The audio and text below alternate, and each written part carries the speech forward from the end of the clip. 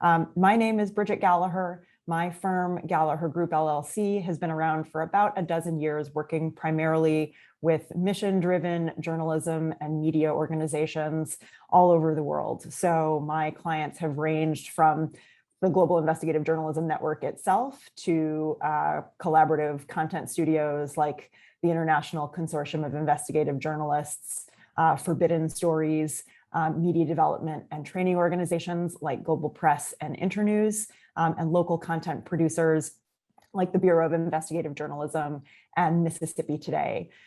So one of the challenges that I often hear from clients and from the many of you that I've spoken to in several years of doing these global investigative journalism conferences and some of the regional investigative journalism conferences in places like Kathmandu and Seoul and Johannesburg is, what is fundraising? I've been a career journalist, and now I'm looking to build my organization, build the capacity for my project or my organization, find the resources that I need to put everything that needs to be put into my reporting.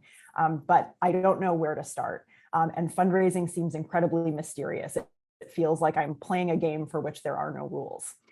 So what we're here to do today, and we have a wonderful, very talented panel from all over the world and people of whom I am a big fan, is demystify some of that process. The way I counsel my clients to think about building fundraising relationships is, the people that you're talking to at foundations, the philanthropists that you're talking to, they have goals, they have an agenda, they have jobs, and they probably have bosses. How can you help them understand how a relationship with your organization helps them advance their goals?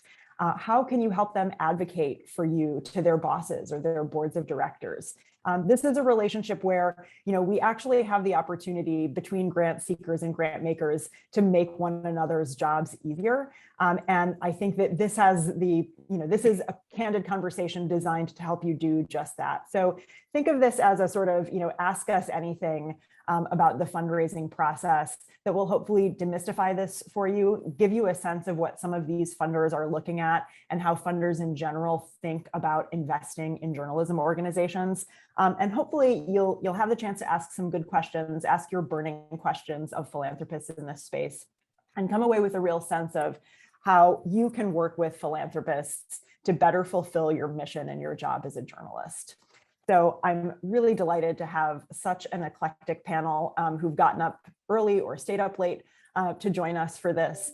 So I am going to start and kick it over to our panelists for some brief introduction of who are you, who's your organization, what are you looking for? And as a grant maker, what's one thing that you wish grant seekers, the people who approach you for funding, knew about your job? So we'll go alpha by last name. So I'll start with Liz Baker from Humanity United. Thanks for being here. Good morning for me, and afternoon and evening to many of you. And thanks so much for having me. And thank you all for being here on a Friday. I really appreciate it. I am Liz Baker, and I am the director of the Independent Journalism and Media program at Humanity United. HU is part of the Omidyar Group, which you may have heard of, and our organization is focused on cultivating the conditions for enduring peace and freedom. So we support and build efforts to transform the systems that contribute to exploitation and violent conflict.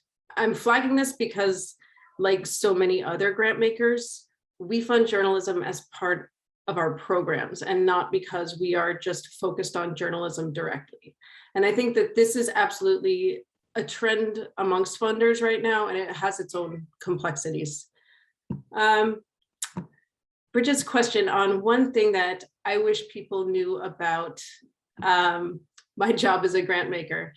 I would flag for grant makers that when you are getting funding for a specific project, make sure you are asking for the funding for overhead that you actually need to support your operation and support the people doing the work.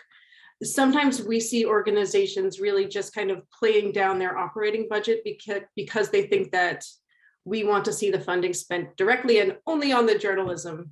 And of course, we want to see the journalism being supported, But we also do realize that organizations need funds to run smoothly and to take care of their people. And so when I start a conversation with a new partner, one of the first things I usually look into is, how are you treating and talking about the journalists doing the work? Are they getting a fair wage? Are you thinking about their security, their well-being? I mean, this is the start of a relationship, and we want to know all these aspects around you. I think that the journalism industry is hard enough.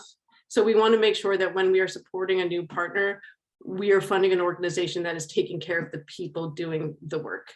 And just kind of on a related note, if you need general operating support, ask for it. We might say no, but it doesn't hurt to ask and to try. And as you build a relationship with an organization, that can become more and more plausible. And it's easier for us to make that pitch after we've known you a little bit. But, you know, as a grant maker, we get it. We know we need to fund overhead. We know you need to keep the lights on. And if that's a priority to you, you need to tell us that.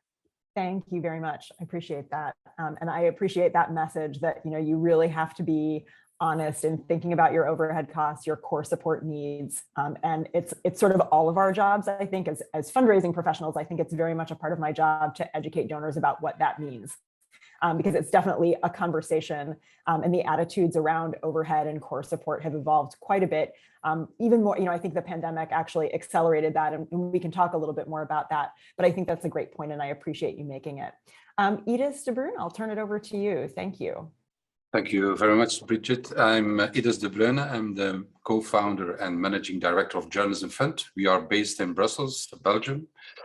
And well, what is one of the opening sentences to foundations and charity organizations is, although they are not supporting journalism, I'm asking them what their goals are, and if you want to realize some goals, the first step in change, because this is the buzzword of many of those charity organizations, is if you want change, the first step is to inform the public about the problem. So this is where journalism steps in. Journalists inform the public about problems. So if you want change, this is why you should also put some money in journalism. The Journalism Fund is an independent organization that was set up with the same focus as independent journalists and independent media, to inform the public as good as possible. So citizens must be fully informed, which is an essential condition for a critical democratic debate. And that's exactly what journalists do. They search, they dig and examine, and Journalism Fund support journalists in doing this job by giving them the money they need to do their research, by providing networking opportunities, by sharing knowledge, and by building their capacities. It's a citizens initiative. It's important to tell you that we are not an organization that is set up by a press freedom, is not a press freedom organization or set up by journalists or media, but it's a citizen initiative that ultimately seeks to see the citizens better informed. So I will share my screen now. So like this and that. I hope this is okay.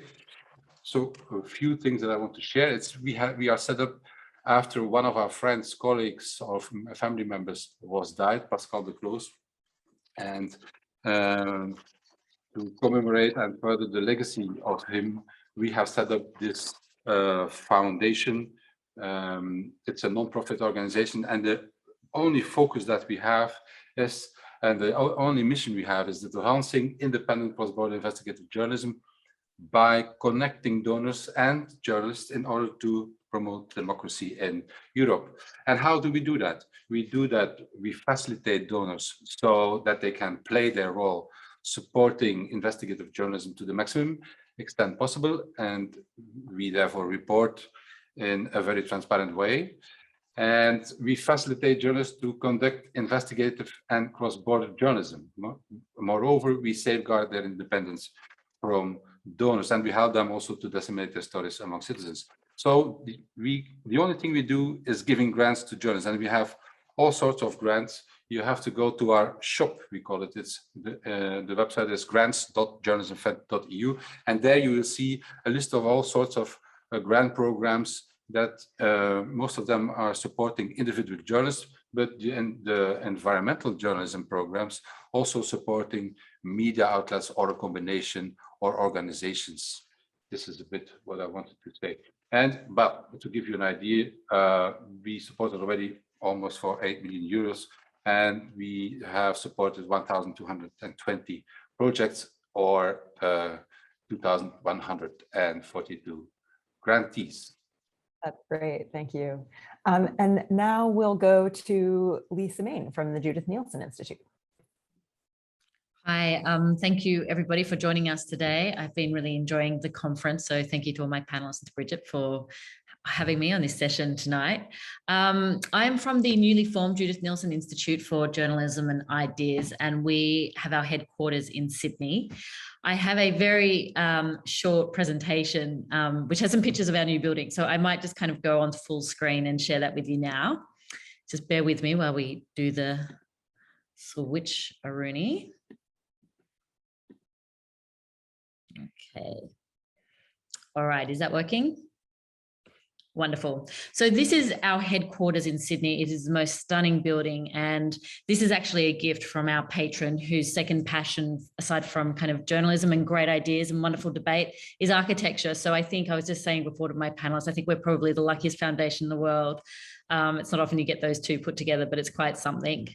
So we kind of have set up this year, we only launched officially kind of early this year, and we've been, like everybody, interrupted by COVID. But the way our foundation is set up is we have three kind of clear streams. One is education, one is grants, of which I'm the director of, and then we have an events, which is around informed debate and ideas. Each stream is kind of independent, has independent funding, but as much as possible, we work together to kind of maximize the strategy. And in the grants kind of strategy, this is what we're looking at this moment in time for the Institute. What we're really looking for is to increase innovation and excellence in storytelling. We understand that we are in a kind of time of accelerated technological change, and that storytelling and audiences are kind of fragmented. How people are receiving stories and journalism is changing so rapidly. So we understand newsroom and independent journalists can't always kind of facilitate that. So we're here to kind of help bolster that.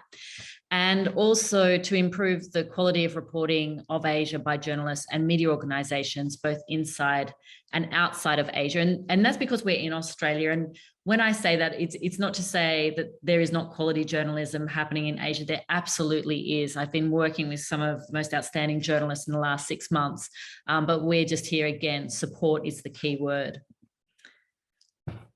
Okay, what we don't fund. So my answer to this question, it was really nice, Liz, to kind of hear you talking about kind of making sure that you fund the backbone and the operations of journalism, because they are expensive and critical.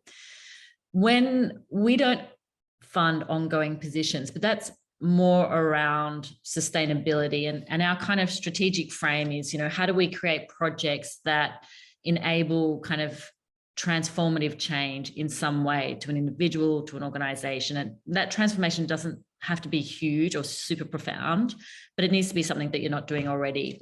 So we don't kind of fund ongoing positions, but in the projects that we do fund, we expect to see the operations baked in. Sorry, I'm going to need a glass of water. The other thing that we really look for are projects where the pathway to audience is being considered. Again, we understand distribution has changed dramatically in the last 5 years, and distribution to audience is, you know, increasingly difficult, but it's something that we'd like to see considered when we get the proposals through. And the other thing that we don't necessarily fund are kind of super blue sky projects. So while we want kind of big, ambitious ideas, we want ones that are actually deliverable. So I guess one of our biggest risks is, you know, if a project we've commissioned and it's not delivered. So that's kind of us in a nutshell. I'll stop sharing there. Okay. Oh my gosh, I worked the technology at midnight on a Friday night. Amazing. Sorry, thank you. That's it. And what's one thing that you would, you'd like this group to know about your work as a grant maker? What's one thing that you wish people had in mind when they reach out to you? The one thing I think that they had in mind is that we're here to help and support. And so I often find that people are coming looking for all of the kind of, what are the guardrails? What are all the rules? And it's like, actually come to us with your idea and we'll help you navigate that. So I think it's, know that we're genuinely here. We call ourselves an active grant maker. And that active grant maker is about how do we make sure that we can get, your idea or your project in shape. Fantastic. Thank you for that.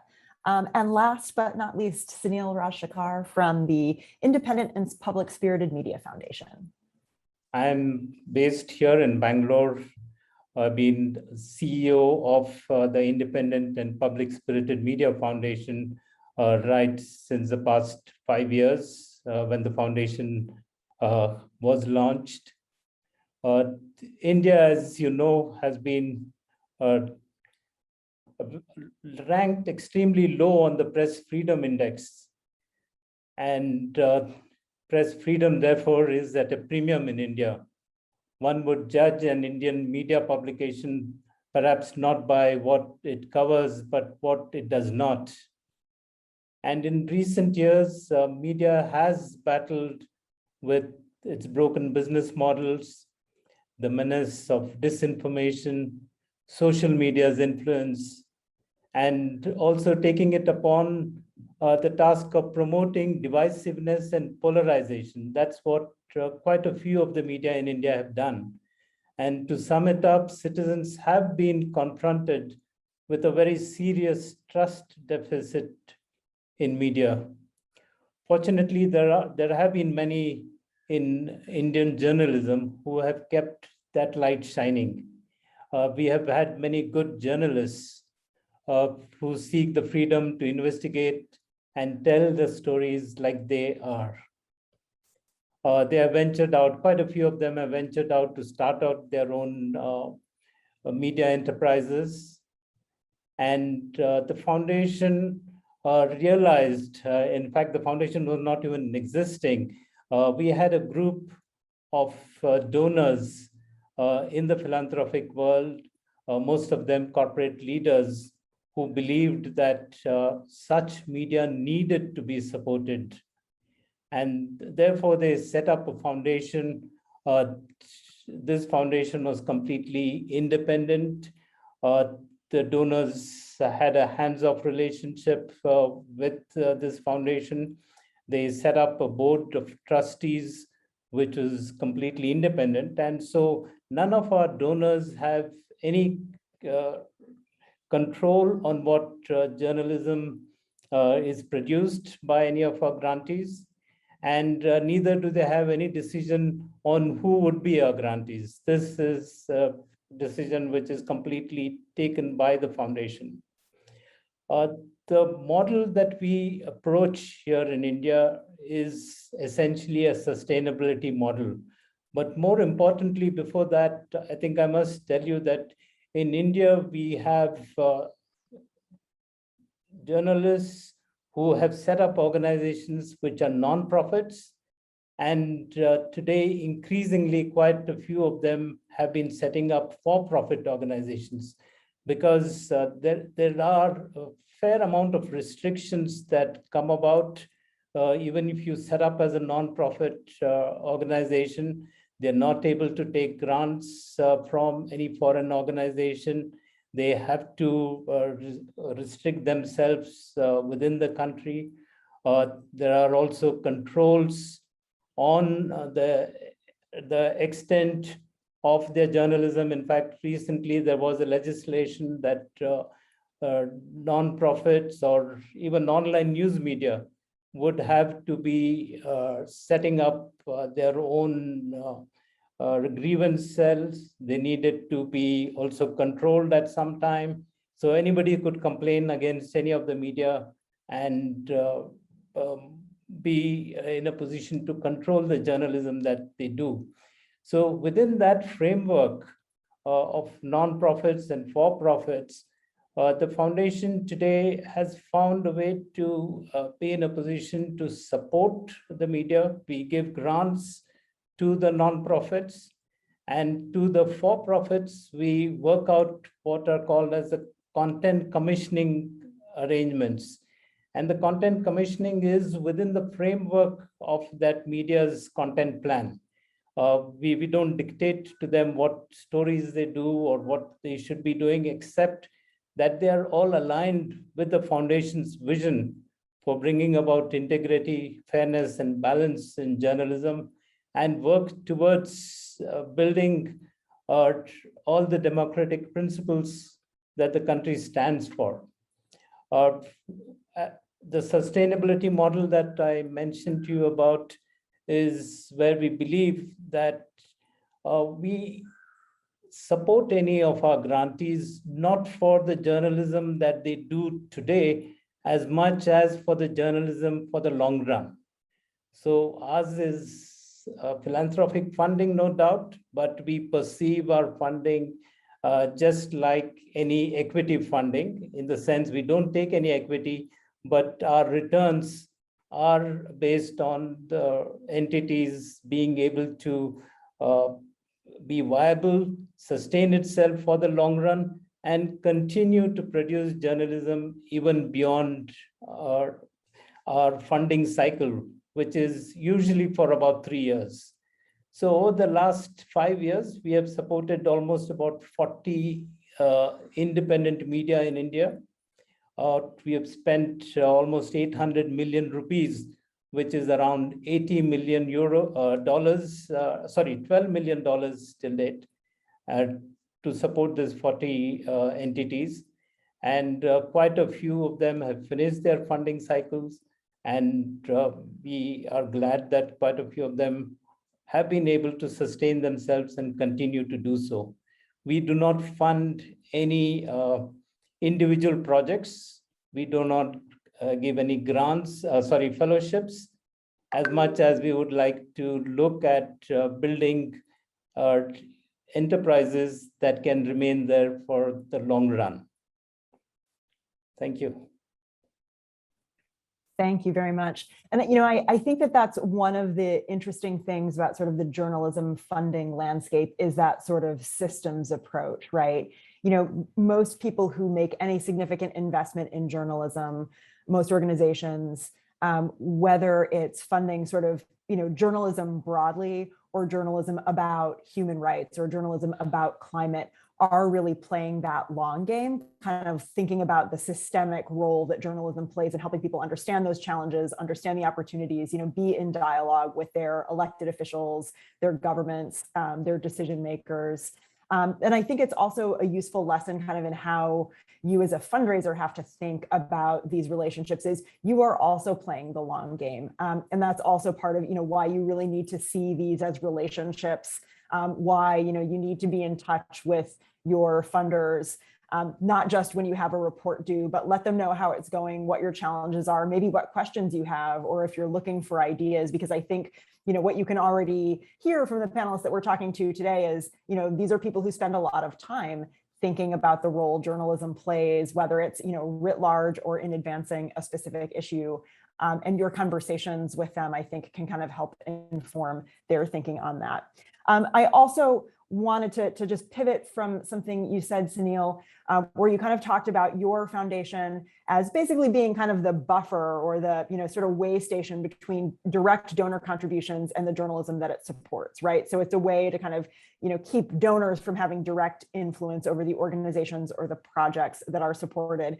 And I think this is interesting because one of the questions that comes up a lot is is that relationship between donors and journalism organizations, and how you as a journalism organization raise funds from private philanthropy and maintain your editorial integrity and independence.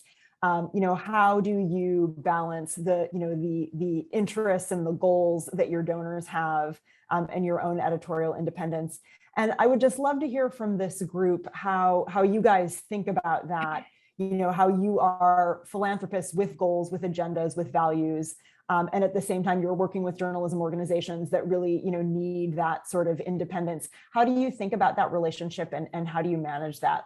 Lisa, maybe we could start with you this time. Sure, just finding my mute button. We absolutely respect the independence, and it's a really interesting question, because the way that we work is we actually work quite closely with the grantees early on as they're kind of developing their idea, and that's so that we can make sure we have a whole governance structure that sits across how we kind of allocate money, so to make sure that the pitch is aligned to, I guess, our strategy, and then we'll kind of get through our governance structure. But once that grant is approved, then it's full independence. That said, we've had some interesting examples with one story that is coming out of Myanmar at the moment. And so it's a former BBC journalist. It's Irrawaddy in Myanmar, and a university who's doing some of the really kind of interesting kind of tech research on it. And that, you can imagine, the events were changing and moving at pace as the coup happened and kind of in the ensuing months. And so they were on the phone to us all the time saying, okay, do we pivot this way? Can we do it this way? Just kind of sounding us out.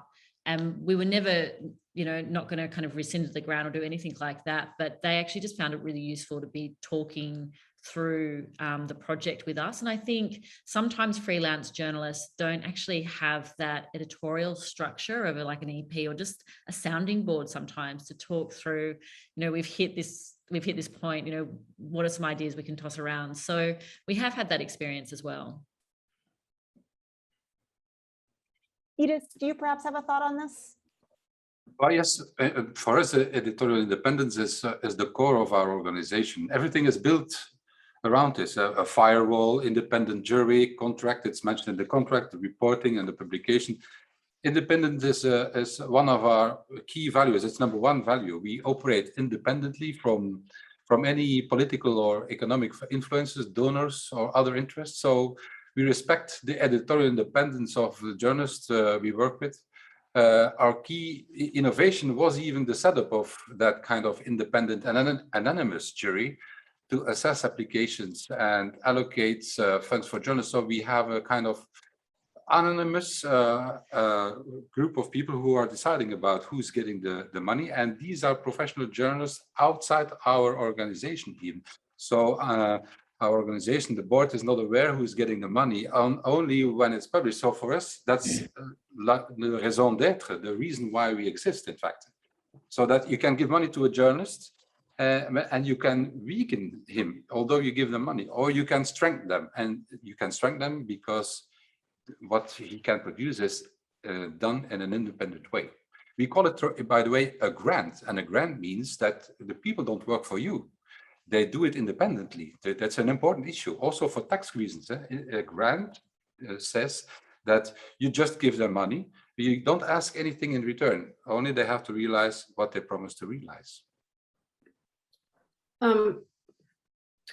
One thing I would flag at this point is there's a lot of new funders coming into this space, and a lot of them haven't funded media before. And I think there's this idea that of editorial firewall, but it's not always clear to new donors what exactly that means. I feel like I'm having a conversation a week with a new donor trying to kind of explain it.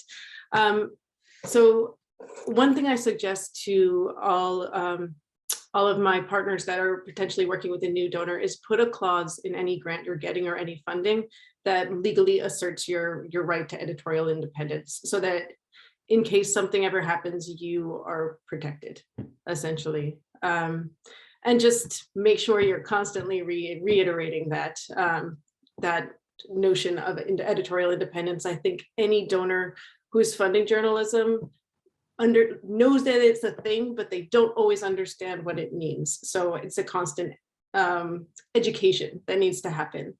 And not to put it all on you as journalists, but I would always just continue to remind donors about that. I think that's absolutely right. And something, it was a conversation that I had with donors when I first started fundraising in this space, more than a dozen years ago. It's a conversation that I still have with donors. And the encouraging thing, to your point, Liz, is there are new donors in this space, but that means, we're all still on the journey together with people really understanding what it means to support journalism and what they can and can't expect and what it does and doesn't do to support journalism. So thanks. That's really, really helpful. One kind of quick lightning round question, just because I'm seeing it pop up a lot in the chat. Can we talk about just sort of geographic parameters for your support? Because a lot of folks are asking about, do you support journalists or projects from Sri Lanka? Do you support journalists in Africa? Is JNI funding restricted purely to projects in Asia? So if I could just ask each of you to kind of talk for a second about geographic parameters, our priorities, so that folks here can understand a little bit about like eligibility on purely geographic terms. Can we start with you, Liz? Sure.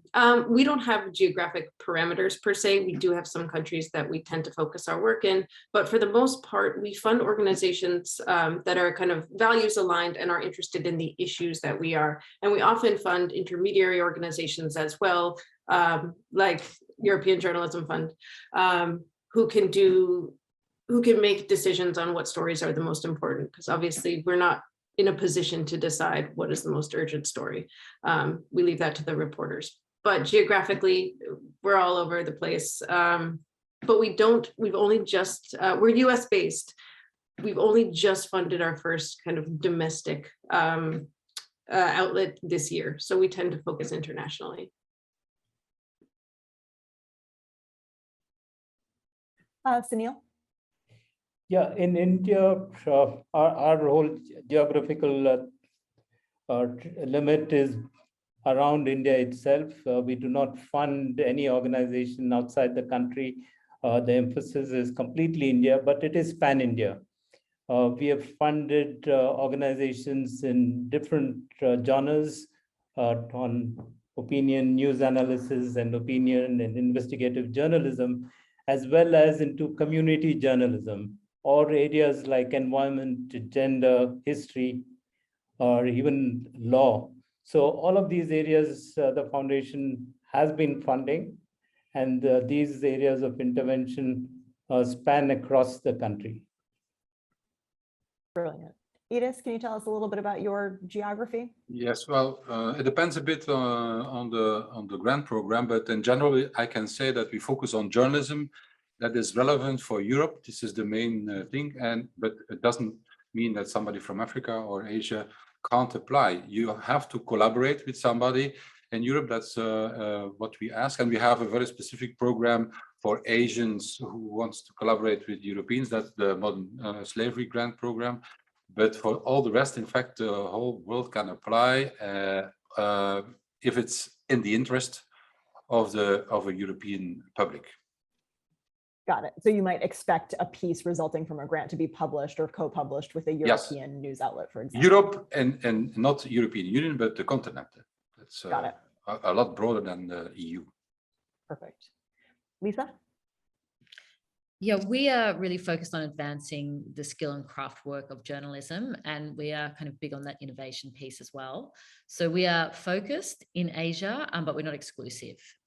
Absolutely not. So we're focused in Asia, the Pacific, and connecting Australia better to it. But when there are projects that kind of talk to other pieces of our strategy, we are open. Yeah. Excellent. That's super helpful. And Sunil, we have a question for you specifically, just asking a bit more about the sustainability model that you talked about. Can you share examples of the types of projects you support that are in that sustainability vein? Yes, if we look at one of our early grantees, and that was an organization called The Wire. Today it is perhaps known across the country in the digital media space.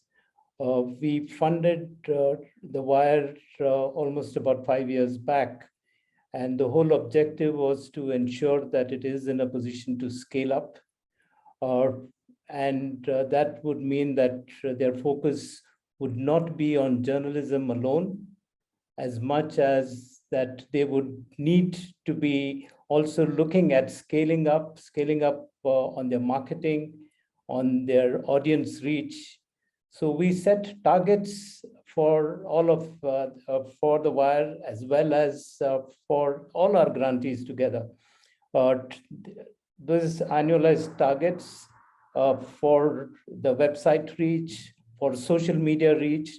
We encourage and mentor them to look at the different platforms on social media, whether it is even Facebook or YouTube or Instagram. All of these platforms, we encourage them to try out and ensure that their content is spread across and their reach is widened. We also help them on or drive them towards their revenue generating ability, because we don't fund them completely. We fund them to the extent of around 70% or so. The balance 30%, we expect them to be focused on generating their revenue streams. We believe that in the digital media space, revenue models are still to mature, and therefore it's important for us to be able to fund them. So our funding cycle is, in the first year, we would look at funding them around 70% or so, and they match up with 30%. The following year, we would look at bringing that down to 60% or 55% or so. And the third year, it comes down to 40%. And each of these years, for renewal of the grants, the grantees are expected to meet their targets for generating revenues, meet their targets for even the traffic figures. And only then a second year and a third year's grant is approved for them. And so that ensures that they look at their business models in a more holistic manner from a sustainability point of view. And when we are talking about somebody like the Wire today, it has been in a position to supplement our funding with a fair amount of reader revenues coming in. And that is not subscription plans as much as membership plans and reader donations. And this is something which is increasingly becoming a trend in India, where readers appreciate the kind of journalism produced by some of our grantees and are willing to supplement that by making donations. Thank you for that. We have another question about kind of support for journalism entrepreneurship. So Sunil, it seems like your foundation is a pretty clear example of a place that prioritizes that, as a grant making priority. Where do the rest of you stand on that in terms of the balance between funding, content, editorial operations versus sort of funding the sort of entrepreneurship aspect of running a news organization? I'll let whomever feels equipped to answer that jump in. Jay and I, we're kind of, this is an open discussion at our institute and we are only new. So we're looking at this. It's not a hard no for us because we understand, it's a time of great disruption. The thing that we are mindful of though is kind of, funding in full, a new media startup. We like to go in kind of smaller grants and project size to, build momentum to something, to something greater. But yeah, it's open at my institute. Yeah, we are not in that because it's you need more money for that, and it's also difficult in the philanthropic world to convince them. They say, most of them are saying it's not up to us to save media outlets. So that's a bit what they are saying. For us, it's easier to support cross-border collaborations, and from that point, you see some from time to time. Because there are no media as such in Europe, for instance, who are covering the whole Europe or doing some cross-border collaborations. So that's why we try to step in there and to stimulate them. And what we see is that after a while, those small networks of investigative journalists, they start their own network or even their own media outlet, like we have seen with Investigate Europe. That's one of the networks of freelance journalists who settled a kind of new media outlet but it's in that sense not sustainable that they can't live without support of charity organizations. So, but that's a bit our role to stimulate bottom-up cross-border collaborations, and in the hope that some new media outlets are popping up. Right. It's project-focused funding, but it might have the knock-on effect of sort of supporting that sort of entrepreneurship or sustainability because of the way it fosters those collaborations. Liz, how do you guys think about this at Humanity United? I think it's similar to Edith in that, I mean, we don't see our role or our budget as sufficient to save the business model. But what we aren't afraid to be the first or second funder too with organizations that are new, particularly if we have had a previous relationship with the folks who are starting that. But ultimately, we're funding content. We also believe in funding networks, and also kind of support services to journalism organizations, those who are providing physical, mental, trauma counseling, other things as well. We just kind of see a Venn diagram of overlap, and together they can hopefully make a healthier ecosystem. But we haven't been big on funding brand new startups unless there's something that's linking it to our work. That makes sense. One question we have is, what's a topic that you think is underreported and or overreported based on what you see? What in terms of the applications that you're seeing, what are their opportunities? What would you like to see more of? What's sort of saturated in your space?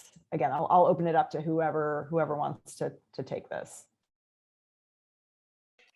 Well, as an organization, it's not up to us to say what should be supported or not. So that's why we have set up those juries.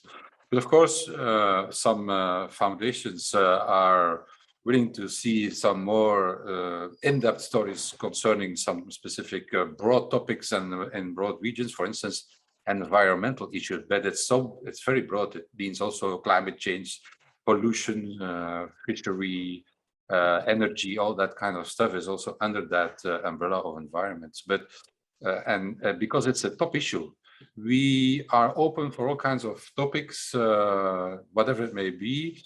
Also from towards the donors, and we are always saying, well, if it's a topic that is brought up by the UN in those goals, development goals, it's already something that we are interested in. And so we are also endorsing those development goals of the United Nations. In India, we have a very different challenge, and that is to do with the coverage. Most of our grantees are in English, a majority of them. And our focus is to see how much of the language, Indian language space that we would be in a position to look at covering. We find that in the language space in India, whether it is Hindi or in other languages deep down in the south or in the north, all of the Indian languages are not so well covered with journalists who want to become entrepreneurs. There are, of course, some of them we are supporting, about 4 or 5, but our challenge and the focus that our foundation has today is to see how many of the Indian language enterprises we can support. And that is very hard to come by. So we try to motivate quite a few of the journalists to set up the enterprises. In fact, we guide them along as to how they go about setting up an organization, hiring people, what would they need in terms of technology. All of these areas we guide them, but we also expect them to take that initial risk in the early years. And only after we are satisfied with their journalism would we look at funding them.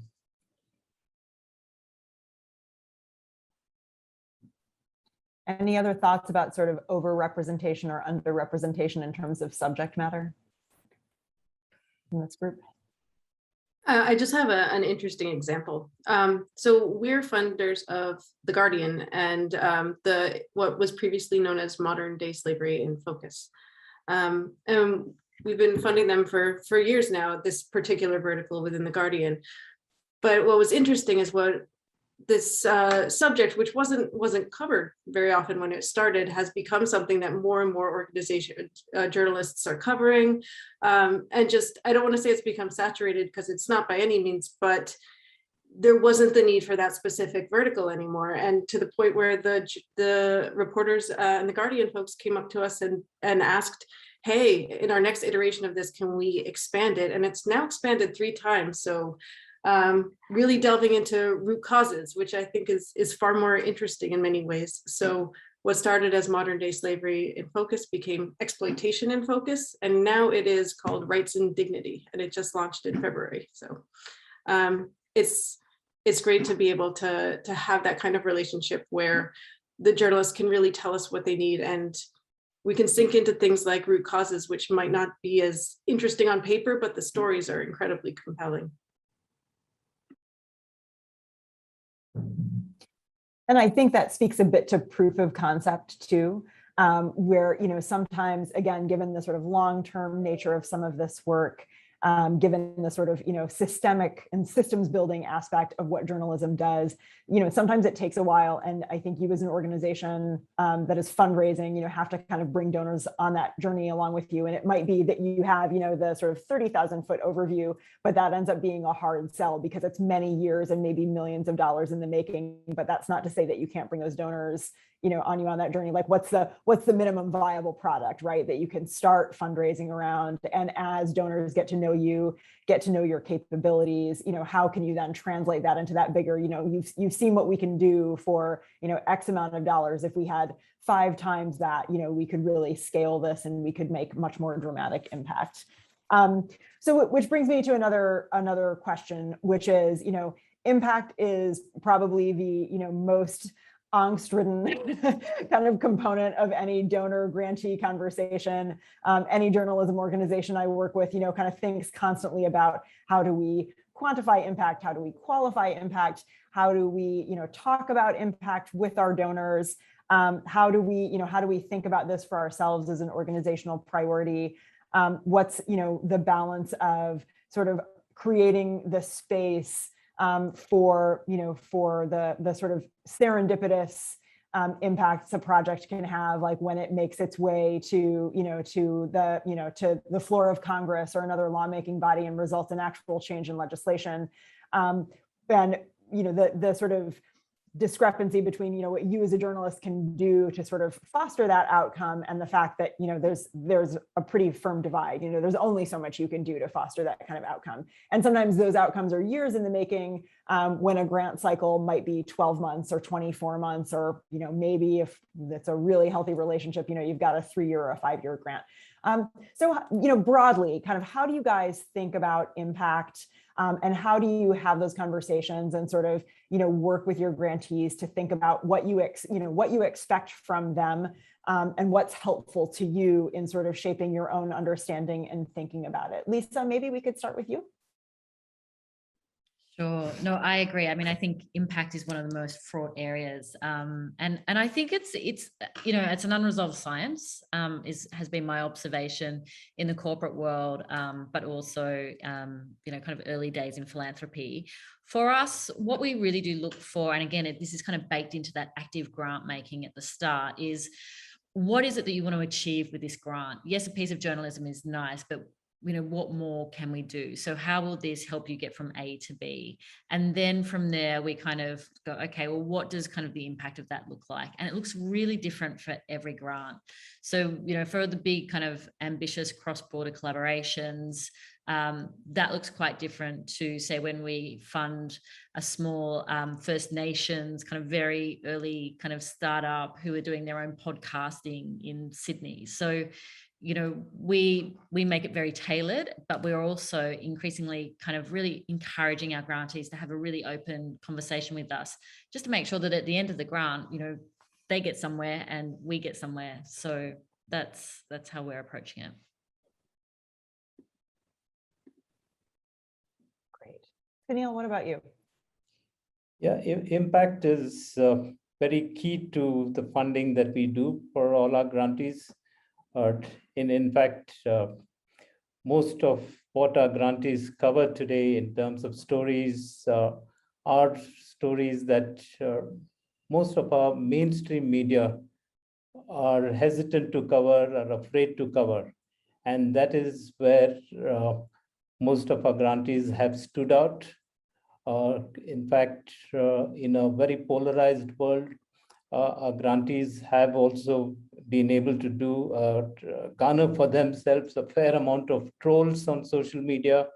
Some of them are accused of being leftist. In fact, even our foundation, because of the kind of funding of some of the organizations, of the media that we do, are seen as anti-government, but that is not the case. They cover the regular stories, and there is absolutely nothing that they would do which is anti-establishment.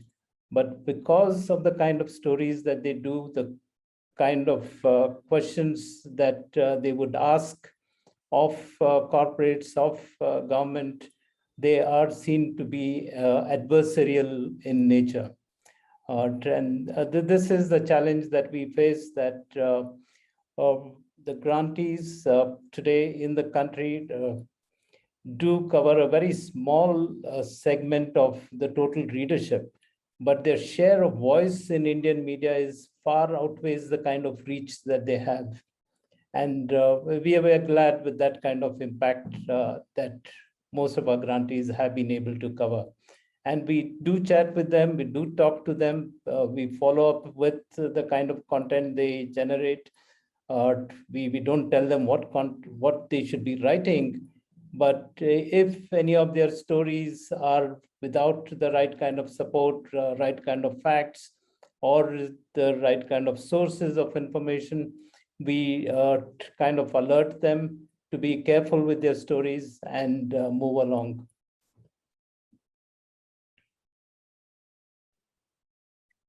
Edith, what about you? Well, independent investigative journalism creates much more impact through its credibility and depth than on-demand journalism. If you want journalism with a maximum impact, the donor is therefore best kept as far away as possible from the journalist. Otherwise, there is a danger that the credibility of the journalist will be undermined, resulting in the opposite of what is intended and weakening instead of strengthening the independent investigative journalist. So we tell our donors that our grants generate impact on 5 levels. We say, okay, the first big impact is that the citizens are better informed. That's already a great plus. Also, we are looking at the reach. We calculating the estimation of the reach of the story based on the original publication, the broadcast, the social media, and so on. And we help the journalists with the dissemination, and we have a big database with all sorts of media outlets, so that the journalists can we share with them some of those contacts so that they can pitch the story, so that it's broader spread all over the place than only in their own country. We also look at the debates. Is there any article that is mentioned in other media or that created debates, responses from organizations, civil society or politics, that kind of things. Also, we looked if there is anything of changes in legislation or policy, legal actions, and so on. But of course, and that's also very valuable, is that the journalists gain experience from the supported cross-border investigations. So they generate cross-border networks, like I told you, and long-term partnerships that develop new journalistic stories in the future, even without our help.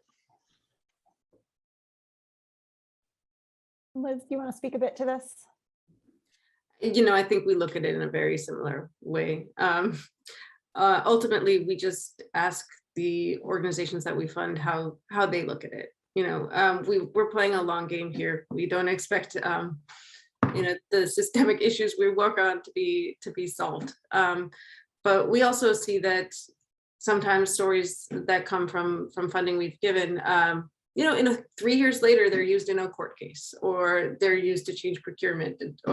So we don't, it's hard because reporting is on a yearly basis. And I don't think that accurately reflects the impact of so much journalism.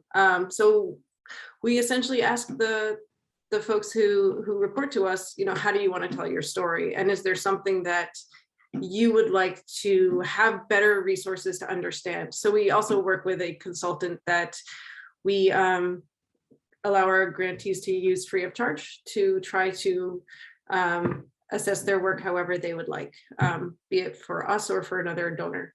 And I think that really helps. But again, it's really tricky. So we try not to be too prescriptive and make it too hard for journalists. So I think, what I'm hearing, the takeaway from what all of you are saying is it is really important to be in touch with your donors, to really kind of continue that. Like, impact is a conversation for all of us. We are all, in philanthropically supported journalism. I think it's safe to say that we're sort of all still on the steep side of the learning curve of like, what is impact? How can we measure it? But I think what you're hearing here is also a real commitment from the funding community to working with you as organizations to understand that, to really take that long view. I think one of the interesting inflection points that we're in as we talk about, kind of more participatory grant making or inclusive grant making, as we think about the challenges of news deserts and combating misinformation and disinformation, is the paradigm, I think, is starting to shift, but we're in this middle ground where, it was one thing for, any of my clients to be approached for an organization that said, we want to give you $1 million to report on climate issues. That's great news objectively, but so many of the clients that I'm working with are thinking about, like, who are the people who don't have $1 million whose stories need to be told? How do we find that? And I think what I'm finding, and in the conversations that I'm having, it's really about how do we sort of sell donors, and how do we continue to educate donors on the idea that, you need to do this work with a bit of humility, that, the really interesting stories are the ones that, you in your office in New York or Sydney or London or Brussels are never going to encounter. And you really have to kind of open up how you're thinking about finding these projects and funding these projects, because it's not necessarily a story that's going to make its way into The Guardian, but it might make its way into a local WhatsApp news delivery service that is really making a difference to people on the ground. So, to me, this is a very exciting time to be thinking about impact and opportunity. But I think it's really challenging the way a lot of donors, kind of do their work and think about how they're, sourcing grantees and kind of building their grantee pipeline and portfolio. I'm wondering if any of you have general thoughts about that, and sort of like, from a philanthropist chair, sort of where do you see, that conversation going, and how are you thinking about that, and how are you conveying that to your own, to your bosses, to your board members? How are you kind of working people through that conversation? Because I think it's a real, it's thorny in some places. There are grant makers who come to this field with very good intentions, but it's like, if you can bring them on the journey to see that your dollar is going to go so much farther if you think about those news deserts and those tiny outlets and independent shops that are, really on the front lines of whatever your issue is. But there is that need for, recognition and like that desire for something to land on the Guardian or the New York Times front page. So I'm just sort of wondering how you're working through that process with your own, communities, and how you're thinking about our progress as sort of a community through this. And I'll give you guys a minute, because that's kind of a big one, but whoever feels poised to speak to that, I would really appreciate just some feedback on where that stands. Well, very small. One of the deserts is the local journalism, city level, small communities. And this is a challenge. And this is why we set up pilots. We try some stuff. For instance, we have a small local program. We call it Journalism Fund Local, and we're now testing it with Belgium and the Netherlands, because it's a region where they speak the same language, Dutch. And we try to stimulate local journalists who never did investigative journalism before to connect with somebody in another city, in another country, to try to set up a topic, to investigate the topic. And we see that a lot of topics are in common. They have the same problems. And if you compare it, you get a kind of, you step out ideology, and you see more, you look more, you look at in a different way, more in terms of solution journalism, if I can mention that word here. So this is one of the ways we're trying to to stimulate those journalists who never did cross-border investigation, never did investigative journalism. So we really are looking for those grassroots new kids in town who have the guts and will try something completely different with a small topic, but it can become bigger than they thought before. So that's a bit how we try to approach this issue. Of course, the other desert is Europe, but that's we try to do that with our European cross-border grant programs.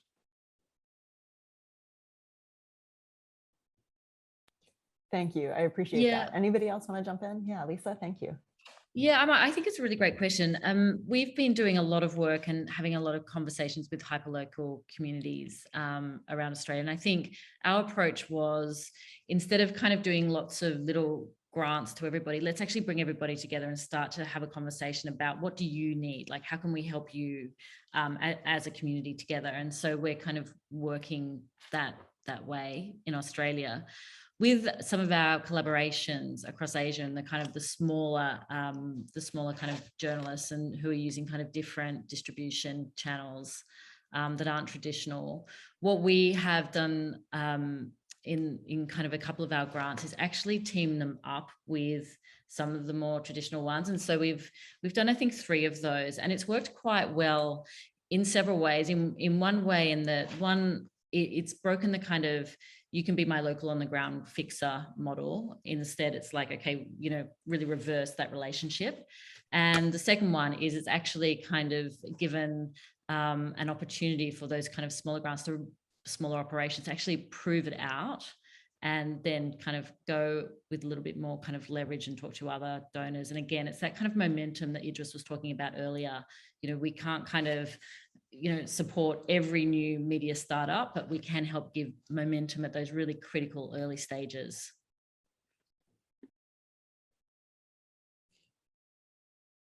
I also think, as a donor, we're all really excited to support collaborations.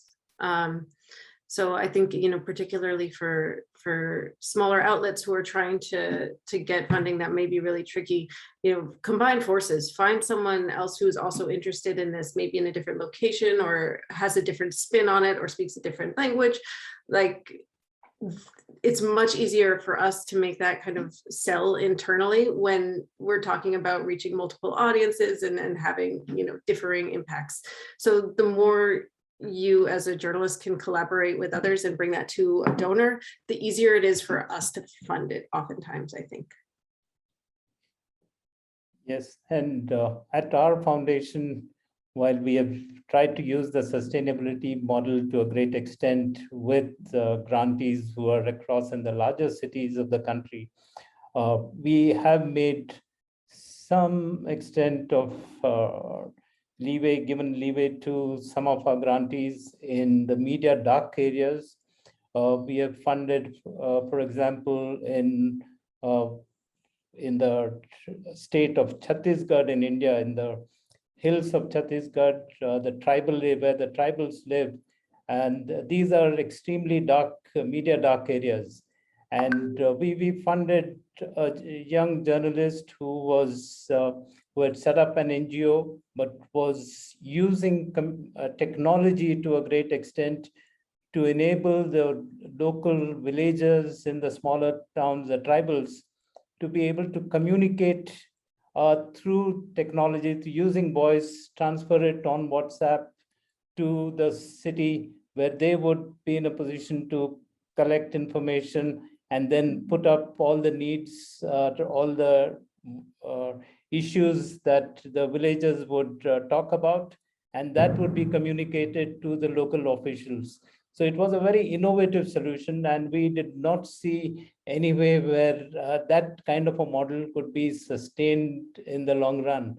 Yet we decided to fund that in another city or village or district of Uttar Pradesh in the north of India. We funded a setup called Khabar Area, which was working amongst women, the Dalit women, the marginalized women. This organization trains women to be reporters. and even their editor has risen from the ranks, they run that entire outfit, again, focusing on very hyper-local areas. And while this is a kind of a model which from a sustainability issue became a challenge for them as a non-profit, but today they have been able to really use their stories and sell it across to other media in the country as well as internationally. And so that has been a good revenue stream for this enterprise. So we have made those kind of exceptions, and it has worked well. We covered Kashmir and the northeast of India, where again, these are media deserts, where it's extremely difficult for media to be able to penetrate. And these hyper-local setups that we have funded are now growing into well-rounded setups, and we hope some of them can be sustainable for the long run. Excellent. Thank you very much. Thanks for those thoughtful answers. As I said, I think this is kind of, an evolving conversation, but I think it's a really exciting place for us to be. And I'm encouraged, that there's so much good thinking about this. So we're on the home stretch here. So what I would ask, besides a general last call for questions, is to turn it over, to you, the audience. What would you like these folks to know about your work as grant seekers? What suggestions do you have for them? What would it be helpful for grant makers to know about you guys and your work? So if you could just think about that and post that in the chat, in addition to any kind of last questions you might have. In the meantime, just a couple of brass tacks questions, because a few of these, kind of keep coming up. But one of our guests points out that we haven't really talked about philanthropy in Africa. That's sort of a gap in this panel in terms of having expertise from that region particularly. But I'm wondering, do you have, can any of you speak to grant making that you do, in Africa for projects in Africa with African partners? And kind of a part two of that question is, do you have any suggestions for sort of philanthropic research resources that you particularly like? I'm thinking particularly in, the Asian region, the European region, India, Africa. If you have thoughts about, grantee databases, philanthropic associations, or donor affinity groups. I will say that in the session this afternoon that Gina Chua moderated, on which I'm a panelist and a few other people talking about revenue streams, I cover very basic prospect research, and there's a handout in that session's Pathable page that directs you to some specific regional research resources to just find and identify and qualify prospects.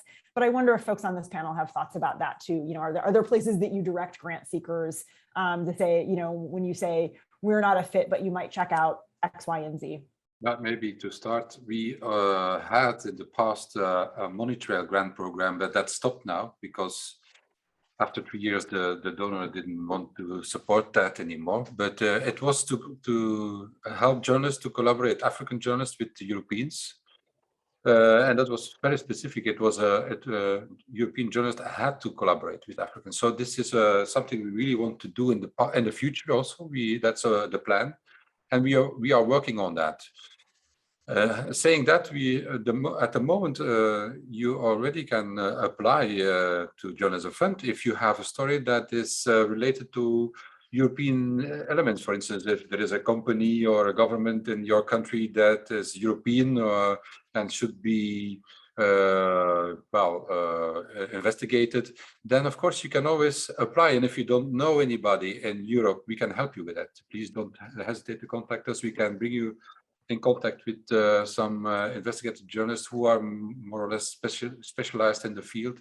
But we truly believe in collaboration, cross-continental even. So also for Asia and other continents, joining forces helps also in some security, with some security issues. So that's for us also important. So if you really attack some companies, especially then I think, especially if it's an environmental issue, I think a lot of European companies do some strange things in other continents. So I would love to stimulate our colleagues in Africa and Asia to contact us and to try to apply. But it has to be in English, the application. But of course, and that was also a question in the chat. It doesn't mean that you have to publish in English. You can publish in your own language. It's an important element that I wanted to mention. So quickly, while we see if there are any kind of last call for questions or comments in terms of what you would like grant makers to know about you and your grant seeking process, or what you think would be helpful for them to know. Can we do just a quick yes, no? Do you support projects from individual journalists? Can individual journalists apply to your organization for funding? Edith? Yes. Liz? Yes. Oh, sorry. Oh. Lisa is a yes. Jay and I is a yes. All right. Liz? No. Sunil? No. Okay, there you have it. And can we just enumerate, are there, we've talked geography before, but there are a few questions about sort of like top subject areas or topics that you fund. So could you prioritize, your sort of, are there like a top 3, general issue area that you prefer to see proposals in, or are you kind of wide ranging? Well, it depends on the grant program. We have a big environmental grant program. That's one. We have modern slavery unveiled. That's another one. And for the rest, cross-border European focus. Human rights for us is a big one, and the various things that it touches on. Danielle? We are pretty broad-based. Majority of our grantees today are in the news analysis and opinion space, investigative journalism, but we would like to widen further into core areas. So we have grantees in each of these spaces, whether it's environment or gender, law, history, or all of these areas. There are people who are doing excellent work. So we are open to it, but we go along the flow. We would like to see that the grantees are viable propositions and sustainable for the long run before we look at funding them. Lisa? And we are wide open. So yeah, Jay and I is not kind of an issues-based philanthropic setup for journalism. It's more committed to the craft of journalism and building capability. Outstanding. Well, thank you all so much. It looks like we are at the end of our time together. I really appreciated this. I've learned a lot from having this conversation, and I hope all of our participants have as well. I think what's clear is, we all have questions, and there are quite a few aspects, I think, of philanthropically supported journalism that we're all kind of trying to figure out. And I really think that that's why these types of conversations are so important, and why it's so important for you as journalists, as fundraising journalism organizations. It really is important to try to have those conversations. I am sort of a big believer that, desk research is sort of like the first 10% of your fundraising process. But if you are just kind of like running queries in a grant making database and sending emails to info@accounts, like you're just or like lobbing proposals in through the transom, you're just not going to get very far. You're like spending a lot of time and effort for something that's ultimately kind of spinning your wheels. There are real people behind those email addresses, as you can see from a panel like this. And I think it's really worth your time to try to have those conversations. They're nice people. They want to help. They care about this field. They care about you and the work that you are doing. They are great resources for you beyond just, people who can write a check. They are great sources of ideas and inspiration and advice and connection.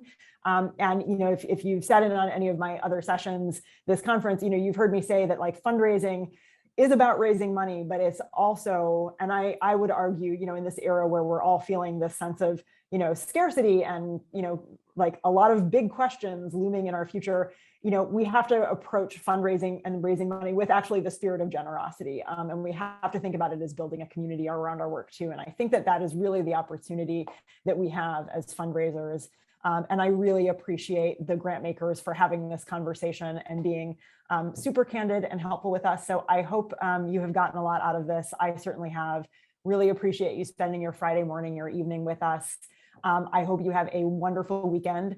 And for those of you for whom it is not, after midnight, there is a session on kind of, revenue generation 101 later this afternoon that will also be really interesting.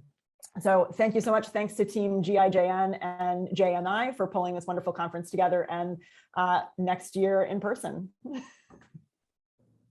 Thank you. Thank you. Thank you. Ciao. Thank you. Bye. Bye-bye. Thank you. Bye, everyone. Thanks, everybody.